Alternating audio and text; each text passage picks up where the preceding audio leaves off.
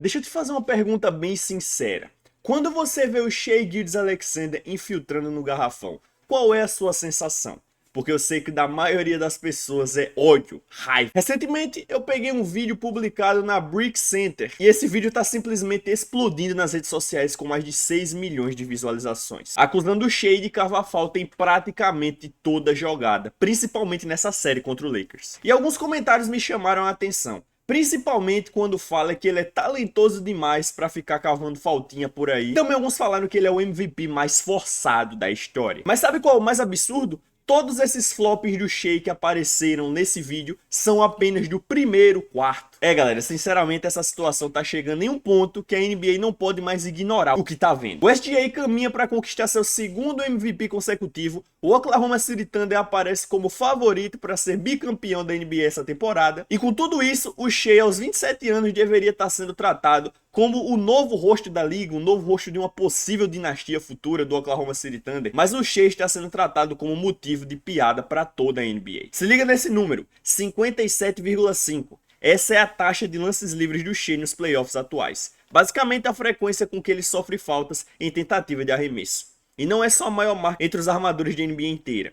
É também 14% maior do que nos playoffs dele passado. Ou seja, a situação não está melhorando, ela só piora. E sabe por quê? Porque a NBA recompensa esse tipo de jogada. Por isso, ela piora todo ano. Agora mesmo, a gente está vendo o Lakers perder completamente a cabeça tentando enfrentar esse time do Thunder. Austin Reeves chegou ao ponto de implorar para os árbitros fazerem alguma coisa, porque apesar do Shai ser o principal símbolo dessa cultura de cavar faltas, ele definitivamente não é o único jogador sendo recompensado por exagerar contato. Isso virou uma epidemia na NBA. Teve um lance em que inicialmente marcaram falta do DeAndre Ayton, enquanto Chet Holmgren ficou caído no chão, agindo como se tivesse quebrado a mandíbula. O Lakers desafiou a marcação, o replay mostrou que não houve nada e a falta foi revertida. E o mais inacreditável, Chet não sofreu absolutamente nenhuma punição por simulação. Até o LeBron James, que também já carregou fama de exagerar contato em vários momentos da carreira, ficou revoltado com a arbitragem dessa partida e perdeu completamente a paciência. E esse é exatamente o problema quando a liga começa a premiar esse tipo de comportamento. A frustração dos jogadores explode e o resultado é ainda mais flopping dentro de quadra. Nas finais de Conferência Oeste de 2025, Shai teve 3 jogos com 14 ou mais lances livres em apenas 5 partidas disputadas. E Anthony Edwards já parecia prever que isso aconteceria.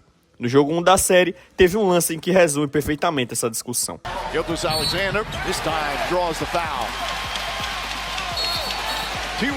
Porque o Anthony Edwards representa quase o oposto do Shai Gilgeous-Alexander. Ent tem uma baixa taxa de faltas sofridas, joga de maneira muito mais física e muita gente considera ele um jogador raiz, daqueles que preferem finalizar a jogada em vez de procurar contato. Mas aqui é onde a conversa fica séria.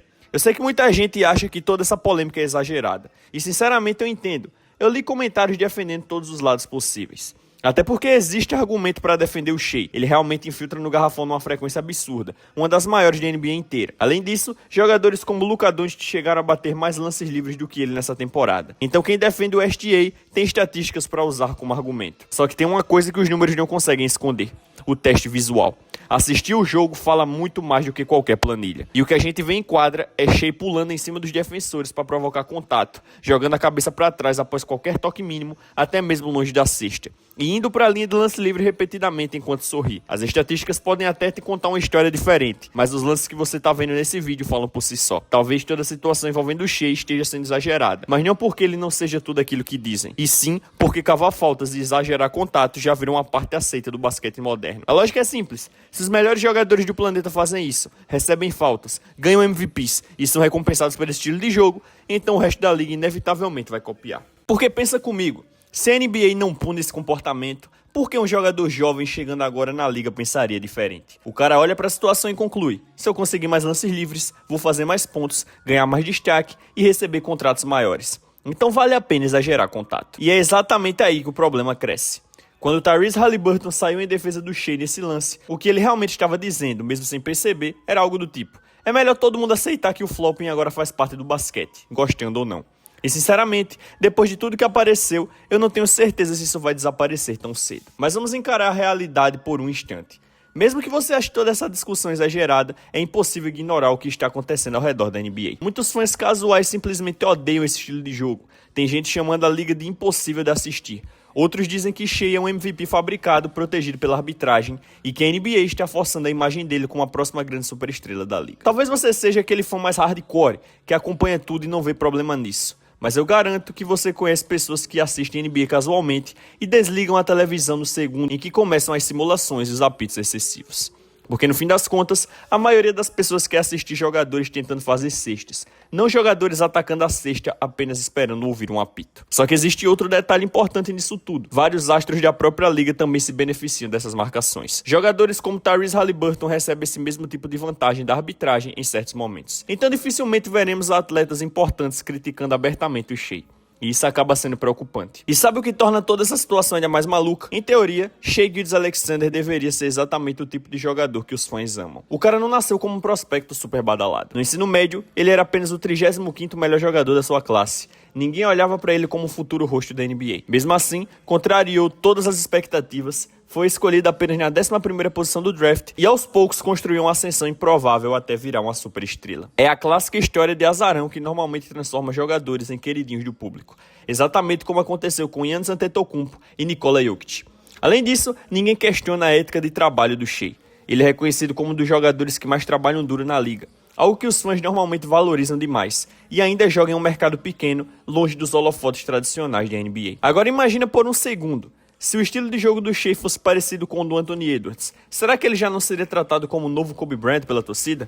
O cara conseguiu entregar um título pro Thunder em uma era em que Kevin Durant e Russell Westbrook não conseguiram. Ele tinha tudo para ser um fenômeno geracional amado pelos fãs, mas aí entra o problema. Por causa das simulações, das faltas cavadas e da constante busca pelo apito, muita gente simplesmente não consegue apreciar o jogo dele. Os fãs ignoram o quão automático ele é no arremesso de média distância, ignoram o quanto ele é decisivo nos momentos clutch, ignoram que ele é um dos jogadores mais confiáveis da NBA nos minutos finais. Porque basta uma jogada exagerada, um contato vendido e imediatamente muita gente pensa, não dá pra assistir isso.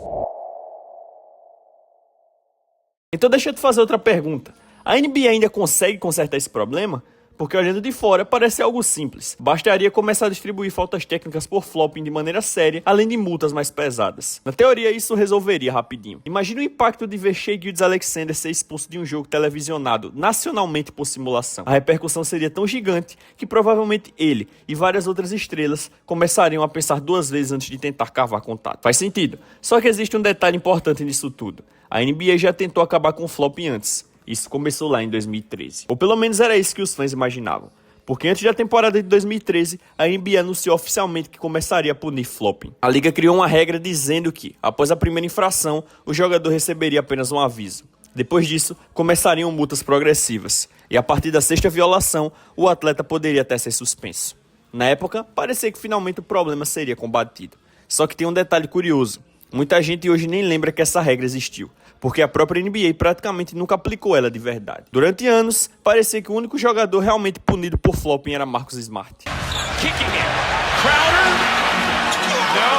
And Smart went flying underneath the hoop. Remember, he bruised his ribs in game 2, landed hard there. Em um lance específico, ele chegou a receber uma multa de $5 mil por simulação. E depois disso, a regra praticamente desapareceu. Só que o mais inacreditável vem agora. Em 2024, a NBA também aprovou faltas técnicas por flopping. Sim, essa regra existe até hoje. Está literalmente no livro oficial de regras da liga. O problema é que a NBA simplesmente escolhe não aplicar. Volta naquele lance do Chet Holmgren contra o DeAndre Ayton. A liga revisou a jogada, anulou a falta, mas mesmo assim não deu falta técnica para o Chet. E pensa no que isso significa. A única maneira de anular aquela marcação era admitir que ele simulou contato. Ou seja, a NBA reconheceu o flopping, mas se recusou a punir. Então qual seria a explicação da liga para isso? Porque sinceramente parece que não existe uma justificativa real, enquanto as reclamações dos fãs continuam aumentando cada vez mais. Mas eu tenho uma teoria do motivo pelo qual a NBA evita agir imediatamente. Porque situações parecidas já aconteceram antes. Lá por volta de 2010, Kevin Durant praticamente descobriu um código secreto para conseguir faltas. O famoso Rip Truth. KD percebeu que se o defensor deixasse os braços muito próximo dele, bastava levantar rapidamente o movimento de arremesso em direção ao contato. E quase sempre os árbitros marcavam falta de arremesso. Naquela época, essa jogada era considerada falta de arremesso automaticamente. Resultado, Durant liderou a NBA inteira em tentativas de lance livre. Isso começa a soar familiar, né? Porque tecnicamente KD não estava quebrando nenhuma regra, mas também estava claro que ele não estava tentando realmente arremessar a bola. O objetivo era simplesmente chegar na linha do lance livre, e os fãs começaram a ficar cansados daquilo. Então, a NBA decidiu mudar a interpretação da regra e transformou o hip throw em falta comum, sem direito a lances livres na maioria das situações. Mesmo assim, jogadores como Joel Embiid e Chris Paul continuaram explorando a jogada, principalmente para colocar adversários em faltas ou aproveitar situações de bônus. Além disso, como a arbitragem era inconsistente, às vezes os juízes ainda marcavam falta de arremesso mesmo quando não deveriam. Aí a NBA apertou ainda mais. Em 2024, a liga passou a tratar esse movimento como um movimento não natural de basquete. Em alguns casos, os árbitros simplesmente deixavam o jogo seguir sem marcar nada. Resultado, hoje a gente vê muito menos hip throws do que antigamente. Isso prova duas coisas ao mesmo tempo. Primeiro, quando a NBA realmente aplica uma regra com firmeza, ela funciona. Segundo, quando a liga cria uma regra, mas não leva a punição até o fim, absolutamente nada muda. Exatamente o que aconteceu com as regras anti-flopping. E o maior exemplo disso talvez seja James Harden. Entre 2015 e 2020, Harden liderou a NBA em tentativas de lance livre em todas as temporadas. E sim, ele era um pontuador absurdo, um dos maiores talentos ofensivos que a liga já viu. Mas ao mesmo tempo, ele também estava mudando completamente a forma como o basquete era jogado. Teve uma temporada em que Harden conseguiu cavar 124 faltas apenas em arremessos de 3 pontos. 124. E muita gente simplesmente odiava assistir aquilo. Os árbitros começaram a ser criticados constantemente pela maneira como apitavam o jogo dele. E eventualmente, a NBA respondeu à pressão dos fãs. A mudança mais famosa foi a regra que impede o jogador de chutar a perna para frente no arremesso só para provocar contato com o defensor. As chamadas Harden Rules basicamente nasceram para impedir contatos artificiais. A ideia era simples, você não poderia mais criar um contato falso durante o arremesso apenas para ganhar lances livres. Ou seja, o atacante não deveria saltar deliberadamente em cima do defensor enquanto ele tenta contestar o chute. O movimento de arremesso precisa ser natural. Só que aí entra o problema novamente. Mesmo depois dessas mudanças, ainda vemos jogadores como Shai e vários outros se jogando em direção aos defensores e recebendo faltas. Isso mostra outra vez que se a NBA não for extremamente rígida com suas próprias regras, elas simplesmente não funcionam. Porque sinceramente, parece óbvio que a liga deveria combater o flopping de maneira muito mais pesada. Mesmo quem acha toda essa discussão exagerada, provavelmente não gosta de ver simulação. Ninguém realmente gosta. Então por que a NBA não resolve isso de vez? A resposta parece ser bem simples. A liga não quer comprar briga com as próprias estrelas. Porque no momento em que um jogador do tamanho do Shai fosse expulso de uma partida por flopping, o impacto seria gigantesco na imagem dele. Isso afetaria a marca pessoal do atleta. A NBA teria reclamações vindas de agentes, patrocinadores e provavelmente até da associação de jogadores. Infelizmente, tudo isso pesa nas decisões da liga. Porque olhando de forma lógica, qualquer pessoa percebe que a NBA deveria fiscalizar simulações com muito mais rigor do que faz atualmente. E tudo que eu falei nesse vídeo não é uma opinião minha não, tá? Se você olhar em qualquer página de Instagram aqui no Brasil, você vai ver várias pessoas tendo a mesma opinião do que eu. Que não dá, que simplesmente tá impossível de assistir NBA hoje, principalmente os jogos de Oklahoma City Thunder com o Shai Gilgeous-Alexander tentando cavar falta em toda santa posse. E sabe o que mais preocupa? Que as finais de NBA tá chegando.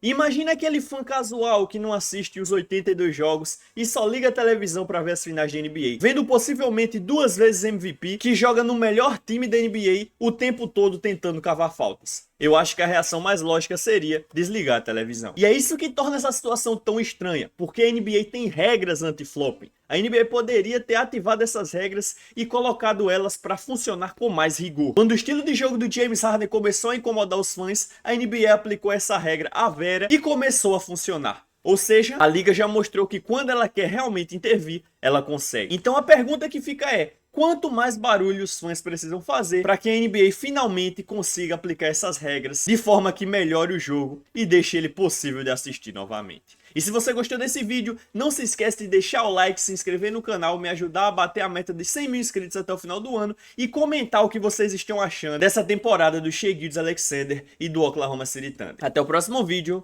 tamo junto.